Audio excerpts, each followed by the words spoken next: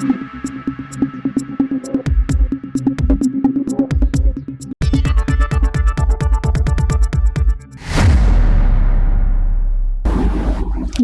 সময় বাংলা সংবাদে আপনাদের স্বাগত। আপনাদের সাথে আমি প্রীতি। দেখে নেব আজকের বিশেষ বিশেষ সংবাদ। মিড ডে মিলে ডিম থাকছে, নবান্নে স্পষ্ট জানালেন মুখ্যমন্ত্রী শুভেন্দু অধিকারী। রাজ্যের স্কুলগুলিতে মিড ডে মিল নিয়ে জল্পনার অবসান ঘটিয়ে বড় ঘোষণা করলেন মুখ্যমন্ত্রী শুভেন্দু অধিকারী। বুধবার নবান্নে তিনি স্পষ্ট জানিয়ে দেন, ইসকন যদি মিড ডে মিলের খাবার সরবরাহ করে তবুও পড়ুয়াদের পাতে ডিম থাকবে। ডিম বন্ধ করার কোনো সিদ্ধান্ত নেওয়া হয়নি।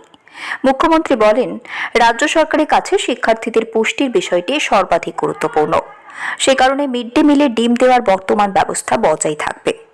ইসকনের অংশগ্রহণ শুধুমাত্র খাবার সরবরাহের ক্ষেত্রে হলেও পুষ্টিকর খাদ্য নিশ্চিত করতে ডিম পরিবেশন অব্যাহত থাকবে। সম্প্রতি মিড ডে মিলে ইসকনের ভূমিকা নিয়ে বিভিন্ন মহলে যে জল্পনা তৈরি হয়েছিল, মুখ্যমন্ত্রীর এই ঘোষণার পর তা অনেকটাই পরিষ্কার হয়েছে। সরকারের বক্তব্য, শিক্ষার্থীদের পুষ্টির সঙ্গে কোনো রকম আপোষ করা হবে না এবং নির্ধারিত খাদ্য তালিকা অনুযায়ী মিড ডে মিল পরিবেশন করা হবে। মিড ডে মিলের কর্মসূচি, এই কর্মসূচিকে কেন্দ্র করে যে বৈষম্য ছিল আমরা দূর করেছি। হাই স্কুল এবং আপার প্রাইমারিতে মিড ডে মিলের বরাদ্দ ছিল 10 টাকা, প্রাইমারিতে ছিল 6 টাকা 78। আমরা প্রাইমারির ক্ষেত্রে 10 টাকা করেছি। রাজ্য সরকার বাকি অর্থ প্রদান করবে এবং 1 আগস্ট থেকে এটা কার্যকর করা হবে।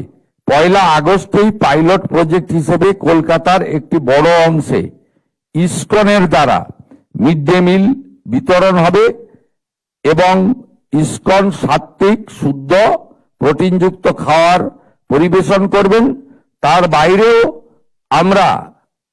আমরা এসএইচজি গ্রুপের মাধ্যমে প্রোটিনযুক্ত ডিম আলাদা করে আমরা দেওয়ার ব্যবস্থা করছি, যাতে আমাদের এখানকার ছাত্রছাত্রী বা আগামী দিনের ভবিষ্যৎ তাদেরকে আমরা প্রোটিনযুক্ত সম্পূর্ণ আহার দিতে পারি।